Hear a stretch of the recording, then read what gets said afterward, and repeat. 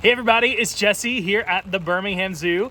It's a little bit of a dreary day today, so we're gonna head inside one of our buildings and meet up with an animal care professional, Scott, for a training session with one of our crowd favorites, Sorrel, the red panda.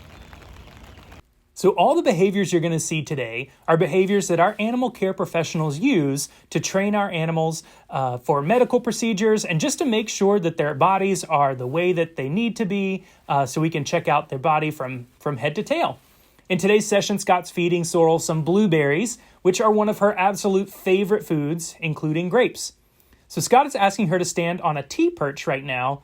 This behavior is very useful for things like ultrasounds and checking her underside. You'll notice Scott sometimes touches her belly. This is to get her accustomed to being touched in that area in case of a pregnancy, in case we need to use something like an ultrasound.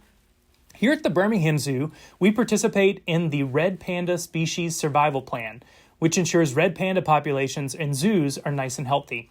As part of that plan, we hope that Sorrel will have another pregnancy soon.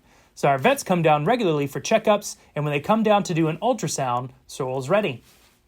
So even though these animals are carnivores, most of their diet is actually made up of plants.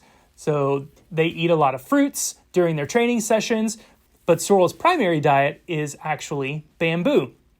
Panda roughly translates to bamboo eater. So even though they aren't related to giant pandas, that's a common characteristic that they share. After this training session, she'll be getting her regular diet of bamboo. Right now, there's lots of fresh bamboo growing around the zoo, and we provide that to Sorrel as part of our browse program. Animal care professionals go out on grounds each day and cut bamboo, branches, and small trees to provide all the animals here at the zoo something for their diet and for the enrichment program. So Scott is bringing her over so we can get a nice, good look at her. If you look closely, you can see Sorrel using her pseudo thumb when she grabs onto these pieces of fruit. A pseudo thumb is a very cool adaptation that helps red pandas climb in trees and hold on to their food items really easily. They spend most of their times up in trees, so having a good grip is very important. They can grip things almost like we can with our opposable thumb. It's not quite a true thumb, but they use it in a very, very similar way.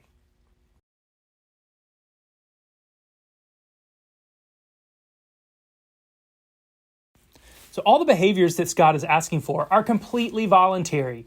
If Sorrel wanted to walk away at any time, she could. We use positive reinforcement, which is where a tasty treat is offered when they complete a behavior correctly. This creates a really positive relationship between the animal and the trainer.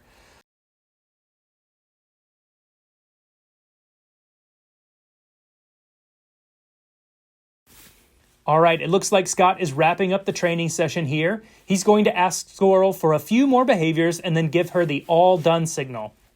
This tells the animal that the training session is over and Scott isn't going to ask her for anything else.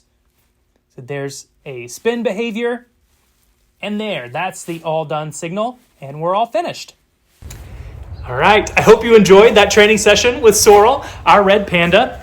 Thank you so much for tuning in today, and wanted to remind you that you can continue to contribute to the care of our animals here at the Birmingham Zoo by going to www.birminghamzoo.com/donate.